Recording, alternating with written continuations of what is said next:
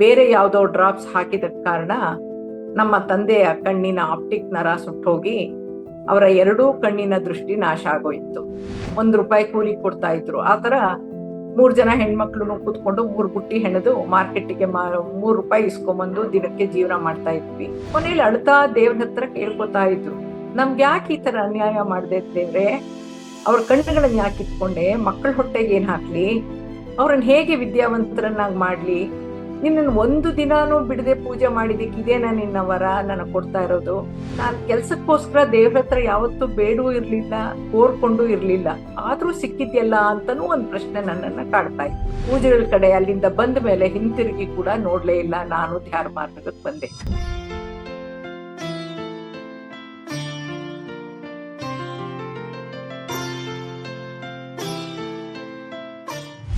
Madam, ನೀವು ಪೂಜೆ ಪುನಸ್ಕಾರ ಪಾಲನೆ ಮಾಡ್ತಿರ್ತಕ್ಕಂತಹ ಆಚಾರವಂತರ ಮತ್ತು ಸಂಪ್ರದಾಯವಂತರ ಕುಟುಂಬದಿಂದ ಬಂದಿದೆ ಅಂತ ನಾವು ಕೇಳ್ಪಟ್ಟಿದ್ದೀವಿ.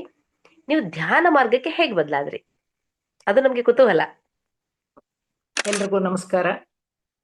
ಮೊಟ್ಟ ಮೊದಲಿಗೆ ನನ್ನ ಆತ್ಮಗುರುಗಳಾದ, ಆಧ್ಯಾತ್ಮಿಕ ಮಾರ್ಗದರ್ಶಕರಾದ, ಜ್ಞಾನದಾತರಾದ ಬ್ರಹ್ಮರ್ಷಿ ಪಿತಾಮಹ ಸುಭಾಷ್ ಪತ್ರಿಜಿಯವರಿಗೆ ಕೃತಜ್ಞತಾ ಪೂರ್ವಕವಾಗಿ ವಂದಿಸ್ತಾ, ನಾನೇ ಆಯ್ಕೆ ಮಾಡಿಕೊಂಡ, ನನಗೆ ಜನ್ಮ ಕೊಟ್ಟ ನನ್ನ ತಂದೆ ತಾಯಿಗೆ ಗೌರವ ಪೂರ್ವಕ ವಂದನೆಗಳನ್ನ ಅರ್ಪಿಸ್ತಾ, ಇಂದು ಪೂಜೆ ಮತ್ತು ಧ್ಯಾನ ಅನ್ನೋ ವಿಷಯಕ್ಕೆ ಸಂಬಂಧಿಸಿದಂಗೆ ಅಧ್ಯಾತ್ಮ ಆಸಕ್ತರಿಗಾಗಿ ಹಮ್ಮಿಕೊಂಡಿರುವಂತಹ ಪ್ರಶ್ನೋತ್ತರ ಕಾರ್ಯಕ್ರಮದಲ್ಲಿ ಗ್ರಂಥಗಳಲ್ಲಿರೋ ಕೆಲವಾರು ಪರಿಕಲ್ಪನೆಗಳ ವಿವರಣೆಗಳನ್ನ, ಭಾವಾರ್ಥಗಳನ್ನ ನಮ್ಮ ಆಧ್ಯಾತ್ಮಿಕ ಮಾರ್ಗದರ್ಶಕರು ನಮ್ಗೆ ತಿಳಿ ಹೇಳಿದಂತೆ ಹಾಗೂ ನಾನು ಅರ್ಥೈಸಿದಂತೆ ತಿಳಿಸೋ ಪ್ರಯತ್ನವನ್ನ ಮಾಡ್ತಾ ಇದ್ದೀವಿ. ಅಳವಡಿಕೆ ಪಾಲನೆ ಅವರವರ ವಿವೇಚನೆಗೆ, ಆಯ್ಕೆಗೆ ಬಿಟ್ಟಿದ್ದು. ನಾನು ವೈದಿಕ ಪಂಡಿತ್ಲೂ ಅಲ್ಲ, ಅಥವಾ ಹಿಂದೂ ಸಂಪ್ರದಾಯದ ತತ್ವಶಾಸ್ತ್ರದ ವಿದ್ವಾಂಸಳೂ ಅಲ್ಲ, ಪೂಜೆ ಆಚರಣೆಗಳನ್ನ ಅಧಿಕಾರಯುತವಾಗಿ ಮುನ್ನಡೆಸೋ ಆಚಾರ್ಯಳು ಅಲ್ಲ, ಮಾರ್ಗದರ್ಶಿಸುವಂತ ಪುರೋಹಿತಳು ಅಲ್ಲ, ಅಥವಾ ನಾಸ್ತಿಕಳೂ ಅಲ್ಲ. ನನ್ನಲ್ಲಿ ಹುಟ್ಟೋ ಪ್ರಶ್ನೆಗಳಿಗೆ, ಅನುಮಾನಗಳಿಗೆ ಉತ್ತರವನ್ನ, ಸ್ಪಷ್ಟತೆಯನ್ನ ಕಂಡುಕೊಳ್ಳೋ, ಆಧ್ಯಾತ್ಮಿಕ ಸತ್ಯವನ್ನ ತಿಳಿಯೋ ಪ್ರಯತ್ನದಲ್ಲಿರೋ ನಾನೊಬ್ಬ ಜ್ಞಾನದಾಹಿ. ವೈದಿಕ ಸಂಪ್ರದಾಯ ಆಚಾರ ವಿಚಾರಗಳ ಪಾಲನೆ ಮಾಡ್ತಿದ್ದ, ಅಂದ್ರೆ ಪೂಜೆ, ಅರ್ಚನೆ, ಅಭಿಷೇಕ, ಕೀರ್ತನೆ, ನಾಮರೂಪದ ಮಂತ್ರ ಜಪ ವ್ರತಗಳ ಹಾಗೂ ಉಪವಾಸದ ಆಚರಣೆಯಲ್ಲಿ ತೊಡಕೊಂಡಿದ್ದ ಕಡು ಬಡತನದಲ್ಲಿದ್ದಂತ, ಯಾರ ಆಸರೆಯೂ ಇಲ್ವಾಗಿದ್ದಂತಹ ಕುಟುಂಬ ನಮ್ದು. ನಾವು 3 ಜನ ಅಕ್ಕ ತಂಗಿಯರು. ನಮ್ಮ ತಂದೆ ಅವರ ಕಣ್ಣನ್ನ ಪರೀಕ್ಷಿಸಿ ಕನ್ನಡಕ ಬದಲಾಯಿಸ್ಕೊಡಕ್ಕೆ ಅಂತ ಮೈಸೂರಿನ ಸರ್ಕಾರಿ ಕಣ್ಣಿನ ಆಸ್ಪತ್ರೆಗೆ ಹೋಗಿದ್ದಾಗ, ಅಲ್ಲಿ ಪ್ಯೂಪಿಲ್ ಡೈಲೈಟ್ ಆಗೋ ಔಷಧಿನ ಕಣ್ಣಿಗೆ ಹಾಕೋ ಬದಲು ಬೇರೆ ಯಾವುದೋ ಡ್ರಾಪ್ಸ್ ಹಾಕಿದ ಕಾರಣ ನಮ್ಮ ತಂದೆಯ ಕಣ್ಣಿನ ಆಪ್ಟಿಕ್ ನರ ಸುಟ್ಟೋಗಿ ಅವರ ಎರಡೂ ಕಣ್ಣಿನ ದೃಷ್ಟಿ ನಾಶ ಆಗೋಯ್ತು. ಆ ದಿನದ ಅಲ್ಲಿನ ನಿರ್ಲಕ್ಷ್ಯತನದಲ್ಲಿ ನಮ್ಮ ತಂದೆಯವರು ಮಾತ್ರ ಅಲ್ಲ, ಆವತ್ತಿನ 13 ಜನ ಔಟ್ ಪೇಷಂಟ್ಸ್ ಗಳ ದೃಷ್ಟಿನೂ ಹೋಗಿತ್ತು. ಎಲ್ಲರ ದುರದೃಷ್ಟನೇ ಸರಿ. ಅದು ಕೋರ್ಟ್ ಕೇಸ್ ಆಗತ್ತೆ, ಅದ ವಿಚಾರ ಬೇರೆ. ನಮ್ಗಾಗಿದ್ದೇನು ಅಂದ್ರೆ, ನಮ್ಮ ಕುಟುಂಬದ ನಿರ್ವಹಣೆಗೆ ನಮ್ಮ ತಂದೆ ಸಂಪಾದನೆ ಮಾಡಕ್ಕಾಗದೆ ಇರೋ ಹಂಗಾಯ್ತು. ಈ ಘಟನೆ ನಡೆದಾಗ ನಾನು 8ನೇ ಕ್ಲಾಸಲ್ಲಿ ಓದ್ತಾ ಇದ್ದೆ. ಶಾಲೆಗೆ ಫೀಸ್ ಕಟ್ಟಕ್ಕೂ ಸಾಧ್ಯವಿಲ್ಲವಂತಾದಾಗ ಮೆಡಿಕಲ್ ಶಾಪ್ಗೆ ಪೇಪರ್ ಕವರ್ ಮಾಡಿ ಮಾರೋದು, ವೈರ್ ಬುಟ್ಟಿಗಳನ್ನ ಮಾರ್ಕೆಟ್ಗೆ ಕೂಲಿಗೆ ಹೆಣದ್ ಕೊಡೋದು. 1 ಬುಟ್ಟಿ ಹೆಣದ್ ಕೊಟ್ರೆ ₹1 ಕೂಲಿ ಕೊಡ್ತಾ ಇದ್ರು. ಆತರ 3 ಜನ ಹೆಣ್ಮಕ್ಳು ಕೂತ್ಕೊಂಡು 3 ಬುಟ್ಟಿ ಹೆಣೆದು ಮಾರ್ಕೆಟ್ಗೆ ₹3 ಇಸ್ಕೊಂಬಂದು ದಿನಕ್ಕೆ ಜೀವನ ಮಾಡ್ತಾ ಇದ್ವಿ. ಸೊ ಹಾಗಾಗಿ ಆತರನೇ ಜೀವಿಸ್ಬೇಕಾಗಿ ಬಂತು. ಆದ್ರೂ ನಮ್ಮ ತಾಯಿ ಪೂಜೆಗಳನ್ನ, ವ್ರತಗಳನ್ನ ಬಿಡದೇನೆ ಅವರ ಶಕ್ತಿಯಾನುಸಾರವಾಗಿ ಮಾಡ್ತಾ, ಕೊನೆಯಲ್ಲಿ ಅಳ್ತಾ ದೇವ್ರ ಹತ್ರ ಕೇಳ್ಕೊತಾ ಇದ್ರು, ನಮ್ಗೆ ಯಾಕೆ ಈ ತರ ಅನ್ಯಾಯ ಮಾಡ್ದೆ ದೇವ್ರೆ? ಅವ್ರ ಕಣ್ಣುಗಳನ್ನ ಯಾಕೆ ಇಟ್ಕೊಂಡೆ? ಮಕ್ಕಳ ಹೊಟ್ಟೆಗೆ ಏನ್ ಹಾಕ್ಲಿ? ಅವ್ರನ್ನ ಹೇಗೆ ವಿದ್ಯಾವಂತರನ್ನಾಗಿ ಮಾಡ್ಲಿ? ನಿನ್ನನ್ನು ಒಂದು ದಿನಾನೂ ಬಿಡದೆ ಪೂಜೆ ಮಾಡಿದಕ್ಕೆ ಇದೇನಾ ನಿನ್ನ ವರ ನನಗೆ ಕೊಡ್ತಾ ಇರೋದು ಅಂತ ತಲೆ ತಲೆ ಚೆಚ್ಕೊಂಡು ಅಳ್ತಾ ಇದ್ದಿದ್ದನ್ನ ದಿನಾ ನೋಡ್ತಿದ್ದ ನನಗೆ, ದೇವ್ರು ಯಾಕೆ ಹೀಗ್ ಮಾಡ್ದ? ದೇವ್ರಿಂದಾನು ತಪ್ಪುಗಳಾಗತ್ತಾ?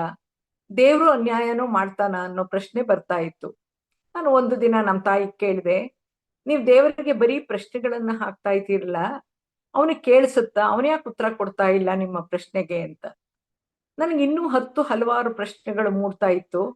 ನನ್ನ ಪ್ರಶ್ನೆಗಳಿಗೆ ಸರಿಯಾದ ಉತ್ತರ ಕೊಡೋರು ಯಾರೂ ಇರ್ಲಿಲ್ಲ. ಪ್ರಶ್ನೆ ಕೇಳಕ್ಕೂ ಧೈರ್ಯ ಇರ್ಲಿಲ್ಲ.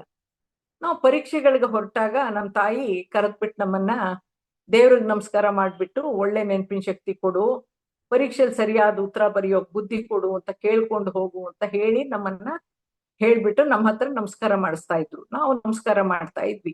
ಆಗ್ಲೂ ನನ್ನಲ್ಲಿ ಕೆಲವು ಪ್ರಶ್ನೆಗಳು ಮೂಡ್ತಾ ಇತ್ತು. ನೆನಪಿನ ಶಕ್ತಿ ಕೊಡು, ಬುದ್ಧಿ ಕೊಡು ಅಂತ ನಾವು ಕೇಳಿ ಅವನು ನಾವು ಕೇಳಿದ್ದನ್ನ ಕೊಡೋ ಹಾಗಿದ್ರೆ ನಮ್ಮ ಅಪ್ಪಂಗೂ ಯಾಕೆ ದೃಷ್ಟಿ ಕೊಡಲ್ವಲ್ಲ? ನಮ್ಮ ಬಡತನದ ಜೀವನದಿಂದ ಹೊರಬರಕ್ಕೆ, ನಮ್ಮ ಫೀಸ್ ಕಟ್ಟಕ್ಕೆ ದುಡ್ಡು ಕೊಡಬಹುದಲ್ಲ, ಯಾಕೆ ಕೊಡ್ತಾ ಇಲ್ಲ ಅನ್ನುವಂತ ಪ್ರಶ್ನೆಗಳು ಕೂಡ ನನ್ನಲ್ಲಿ ಮೂಡ್ತಾ ಇತ್ತು. ಹಾಗೂ ಹೀಗೂ ಒಂದು ಕಾಲೇಜಿಗೆ, ರೆಸಿಡೆನ್ಷಿಯಲ್ ಕಾಲೇಜಿಗೆ ಮೈಸೂರಿನಲ್ಲೇನೆ ಸ್ಟೈಪಂಡ್, ತಿಂಗಳಿಗೆ 75 ರೂಪಾಯಿ ಸ್ಟೈಪಂಡ್ ಕೊಡುವಂತ ಕಾಲೇಜಿಗೆ ಸೇರ್ಸಿದ್ರು. ಯಾಕೆಂದ್ರೆ ಫೀಸ್ ಹಾಕಕ್ಕಾಗಲ್ಲ ಅಂತ. ಹಾಸ್ಟೆಲ್ ಬಿಟ್ರೆ ಮನೆಯಲ್ಲಿ ಊಟಕ್ಕೆ ವ್ಯವಸ್ಥೆ ಮಾಡಕ್ಕಾಗಲ್ಲ ಅಂತ ಹಾಸ್ಟೆಲ್ಲಿ ಅಲ್ಲೇ ಉಳ್ಕೊಳಕ್ಕೆ ವ್ಯವಸ್ಥೆ ಮಾಡಾಯ್ತು. ಹಾಗೂ ನಾನು ನಮ್ಮ ಅಕ್ಕ ಇಬ್ರು ಡಿಗ್ರಿ ಮುಗಿಸಿ ಕೆಲ್ಸಕ್ಕಾಗಿ ಪ್ರಯತ್ನಕ್ಕೆ ಶುರು ಮಾಡಿದ್ವಿ. 1972ನೇ ಇಸ್ವಿನಲ್ಲಿ ನಾನು 4 ಬ್ಯಾಂಕ್ಗಳ ಪರೀಕ್ಷೆ ಬರೆದೆ. 4 ಬ್ಯಾಂಕಿಂಗ್ ಟೆಸ್ಟ್ ಅಲ್ಲಿ ಪಾಸ್ ಆಯ್ತು. 4 ಬ್ಯಾಂಕಿನ ಇಂಟರ್ವ್ಯೂ ಬಂತು. 4 ಇಂಟರ್ವ್ಯೂನಲ್ಲೂ ಪಾಸ್ ಆಗಿ 4 ಬ್ಯಾಂಕಿಂದ ಅಪಾಯಿಂಟ್ಮೆಂಟ್ ಆರ್ಡರ್ ಬಂತು. ಆ ಪ್ರಕ್ರಿಯೆಯಲ್ಲಿ ನಾನು ಕೆಲ್ಸಕ್ಕೋಸ್ಕರ ದೇವ್ರ ಹತ್ರ ಯಾವತ್ತೂ ಬೇಡೂ ಇರ್ಲಿಲ್ಲ, ಕೋರ್ಕೊಂಡು ಇರ್ಲಿಲ್ಲ. ಆದ್ರೂ ಸಿಕ್ಕಿದ್ಯಲ್ಲ ಅಂತಾನೂ ಒಂದ್ ಪ್ರಶ್ನೆ ನನ್ನನ್ನ ಕಾಡ್ತಾ ಇತ್ತು. ಬೇಡದೆ ಸಿಗಬಹುದಾದ್ರೆ ದೇವ್ರನ್ನ ಯಾಕೆ ಪೂಜಿಸ್ಬೇಕು, ದೇವ್ರನ್ನ ಯಾಕೆ ಬೇಡ್ಬೇಕು ಅಂತ ಕೂಡ ಅನ್ನಿಸ್ತಾ ಇತ್ತು.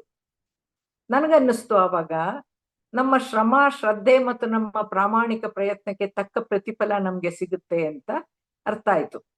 ನಮ್ ತಾಯಿಗೆ 4 ಬ್ಯಾಂಕ್ಗಳಿಂದ ಬಂದ ಅಪಾಯಿಂಟ್ಮೆಂಟ್ ಆರ್ಡರ್ನ ಕೈಲಿ ಹಿಡ್ಕೊಂಡು ಬಂದು ಅದ್ರ ಬಗ್ಗೆ ಹೇಳ್ತಾ ತೋರಿಸ್ದೆ. ಅವರು ಆ ಕ್ಷಣನೇ ದೇವ್ರ ಹತ್ರ ಇಟ್ಟು ನಮಸ್ಕಾರ ಮಾಡು, ದೇವ್ರು ಕಣ್ಬಿಟ್ಟ, ನಂಬಿದ ದೇವ್ರು ಕೈ ಬಿಡಲ್ಲ ಅಂತಂದ್ರು. 1964ನೇ ಇಸ್ವಿಯಿಂದಾನು ಇಲ್ದೇ ಇರೋ, ದೃಷ್ಟಿ ಇಲ್ದೇ ಇರೋ ಗಂಡನ್ನ ಮ್ಯಾನೇಜ್ ಮಾಡಿ, ಕೂಲಿ ನಾಲಿ ಮಾಡಿ, ಬಳೆ ಅಂಗಡಿ ನಡೆಸಿ, ಪಡಬಾರದ ಕಷ್ಟ ನಷ್ಟಗಳನ್ನು ಅನುಭವಿಸಿ, ಮಕ್ಕಳನ್ನ ಓದಿಸಿ, ಸಂಸಾರವನ್ನು 8 ವರ್ಷ ತೂಗಿಸಿದ ಕರಾಳ ದಿನಗಳನ್ನೆಲ್ಲ ಪಕ್ಕಕ್ಕಿಟ್ಟು, ಇನ್ನೂ ದೇವರಲ್ಲಿ ನಂಬಿಕೆ ಇಟ್ಟು ಶರಣಾಗಿ ದೇವ್ರು ನಮ್ ಕೈ ಬಿಡೋಲ್ಲ ಅಂದ್ರಲ್ಲ, ಅದು ಅವರ ಮುಗ್ಧತೆನೋ, ಭಕ್ತಿಯೋ ಅಥವಾ ಅಜ್ಞಾನನೋ ಅಂತ ನನ್ಗೆ ಅರ್ಥವಾಗ್ಲಿಲ್ಲ. ನನ್ನ ಪ್ರಶ್ನೆಗಳು ಉಳಿತಾನೆ ಹೋಯ್ತು, ಹೆಚ್ಚಾಗ್ತಾನೆ ಹೋಯ್ತು.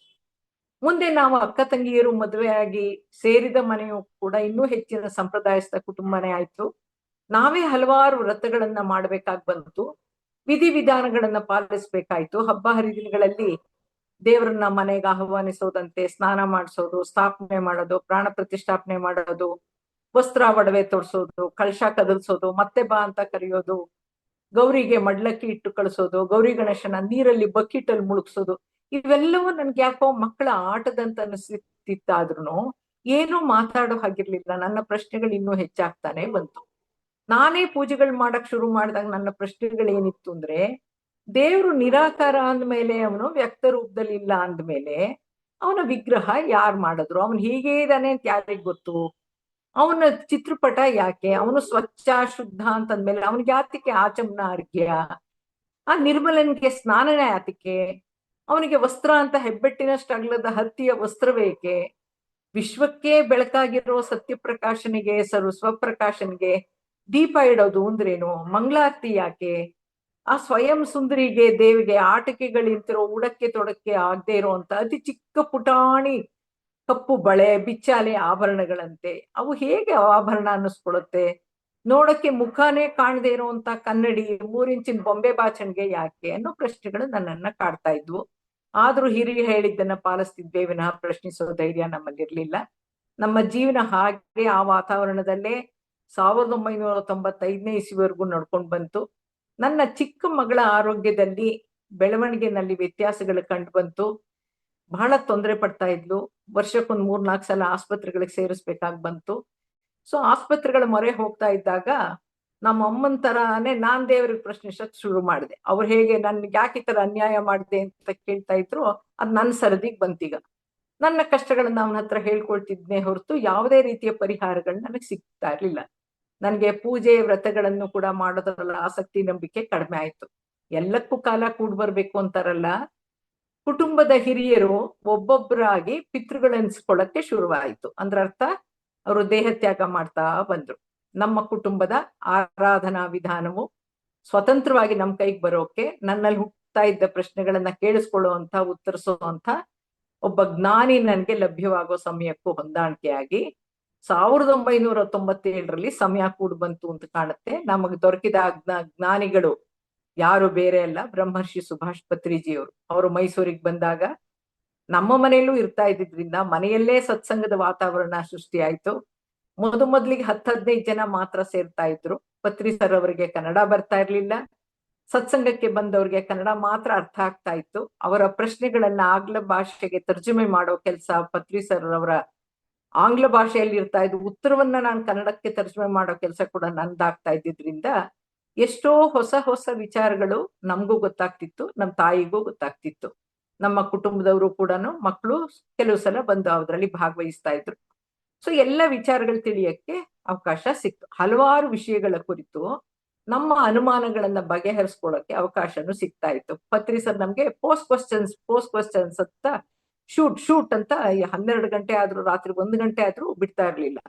ಹಾಗಾಗಿ ನಮ್ಗೆ ಎಷ್ಟೊಂದು ಪ್ರಶ್ನೆಗಳ ಸರಮಾಲೆನೆ ಇಟ್ಕೊಂಡಿದ್ ನನಗೆ ಒಂದೊಂದೇ ಪ್ರಶ್ನೆನ ಕೇಳಿ ಅರ್ಥ ಆಗಕ್ ಶುರುವಾಯ್ತು. ನಮ್ ತಾಯಿಗೆ ತೆಲುಗು ಬರ್ತಾ ಇದ್ದಿದ್ರಿಂದ ಅವರು ಪತ್ರಿಜಿಯವರೊಂದಿಗೆ ಸಂಭಾಷಿಸಿ ಪೂಜೆ ಕುರಿತು ಸ್ಪಷ್ಟತೆಯನ್ನ ಪಡೆದು, ಎಂಥ ಒಂದು ಭಕ್ತಿ ಮಾರ್ಗದಲ್ಲಿ ಇದ್ದವರು ನಂಬಿದ್ದವ್ರು ಅವರು ಕೂಡ ಭಕ್ತಿ ಮಾರ್ಗದಿಂದ ಧ್ಯಾನ ಮಾರ್ಗಕ್ಕೆ ಬದಲಾದ್ರು. ಅದಾದ್ಮೇಲೆ ನನಗಿಂತ ಹೆಚ್ಚಾಗಿ ಕರ್ನೂಲ್ಗೆ ನಾವು ಪಿರಮಿಡ್ ಟೂರ್ಗೆ ಹೋದಾಗ ಆ ಕರ್ನೂಲ್ನಲ್ಲಿ ಅವರು ನಾನ್ ಬರಲ್ಲ ಮೈಸೂರ್ಗೆ, ನಾನು ಅಲ್ಲೇ ಇರ್ತೀನಿ ಅಂತ 7 ದಿನ ಕರ್ನೂಲ್ ಪಿರಮಿಡ್ ಅಲ್ಲಿ ಸತತ ಧ್ಯಾನ ಮಾಡಿ ಹಲವಾರು ಅತೀಂದ್ರಿಯ ಅನುಭವಗಳನ್ನ ಪಡ್ಕೊಂಡಿದ್ರು ಅವರು. ಪೂಜೆಗಳ ಕಡೆ ಅಲ್ಲಿಂದ ಬಂದ ಮೇಲೆ ಹಿಂತಿರುಗಿ ಕೂಡ ನೋಡ್ಲೇ ಇಲ್ಲ. ನಾನು ಧ್ಯಾನ ಮಾರ್ಗಕ್ಕೆ ಬಂದೆ. ಈ 27 ವರ್ಷದ ನನ್ನ ಧ್ಯಾನ ಪಯಣದಲ್ಲಿ ಪತ್ರಿಜಿಯವರ ಮಾರ್ಗದರ್ಶಾನುಸಾರ ಸ್ವಾಧ್ಯಾಯದಿಂದ ಹಾಗೂ ಸತ್ಸಂಗಗಳಲ್ಲಿನ ಪತ್ರಿಜಿಯವರ ಪರಿಕಲ್ಪನೆ, ಜ್ಞಾನಧಾರೆ ನನ್ನನ್ನ ಅಧ್ಯಾತ್ಮದ ಬೇರೊಂದು ಆಯಾಮಕ್ಕೆ ಕರ್ಕೊಂಡು ಹೋಯ್ತು. ಪೂಜೆ ಮತ್ತು ಧ್ಯಾನದ ಬಗ್ಗೆ ಮಾತ್ರ ಅಲ್ಲದೇನೆ ಹಲವಾರು ವಿಚಾರಗಳಲ್ಲಿ ಪತ್ರಿಜಿಯವರ ಮಾರ್ಗದರ್ಶನ, ಬೆಂಬಲ ಮತ್ತು ಸ್ಪಷ್ಟತೆ ಸಿಕ್ಕಿದ್ರಿಂದ ಹಾಗೂ ನಮ್ಮ ಮನೆಯವರಾದ ಡಾಕ್ಟರ್ CS ಕೃಷ್ಣಮೂರ್ತಿಯವರ ಸಂಪೂರ್ಣ ಸಹಕಾರ ಮತ್ತು ಪ್ರೋತ್ಸಾಹ ಹೆಜ್ಜೆಗೂ ಸಿಕ್ಕಿದ್ರಿಂದ ನಾವಿಬ್ರು ಕೂಡ ಉಪಾಸನಾ ಮಾರ್ಗದಿಂದ ಧ್ಯಾನ ಮಾರ್ಗಕ್ಕೆ ಹಂತವಾಗಿ ಬದಲಾಯಿಸ್ಕೊಳ್ಳಕ್ಕೆ ಸಾಧ್ಯವಾಯಿತು. ದಯವಿಟ್ಟು ಸಬ್ಸ್ಕ್ರೈಬ್ ಮಾಡಿ, ಲೈಕ್ ಮಾಡಿ, ಕಾಮೆಂಟ್ ಮಾಡಿ ಮತ್ತು ನಿಮ್ಮ ಸ್ನೇಹಿತರು ಹಾಗೂ ಕುಟುಂಬದವರೊಂದಿಗೆ ಹಂಚಿಕೊಳ್ಳಿ. ಇದು ನಮ್ಮ ಚಾನಲ್ಗೆ ಪ್ರೋತ್ಸಾಹ ನೀಡುತ್ತದೆ ಮತ್ತು ಯೂಟ್ಯೂಬ್ ಅಲ್ಗಾರಿದಮ್ ಈ ವಿಡಿಯೋವನ್ನು ಹೆಚ್ಚಿನ ಜನರಿಗೆ ತಲುಪಿಸಲು ಸಹಕರಿಸುತ್ತದೆ. ಹೀಗೆ ಮಾಡುವ ಮೂಲಕ ನೀವು ಧ್ಯಾನ, ಪತ್ರಿಜಿಯವರ ತತ್ವಗಳು, ಸಸ್ಯಾಹಾರ ಮತ್ತು ಪಿರಮಿಡ್ ಶಕ್ತಿಯ ಬಗ್ಗೆ ಜಾಗೃತಿ ಮೂಡಿಸುವ ಕಾರ್ಯದಲ್ಲಿ ಭಾಗಿಯಾಗುತ್ತೀರಿ. ಧನ್ಯವಾದಗಳು.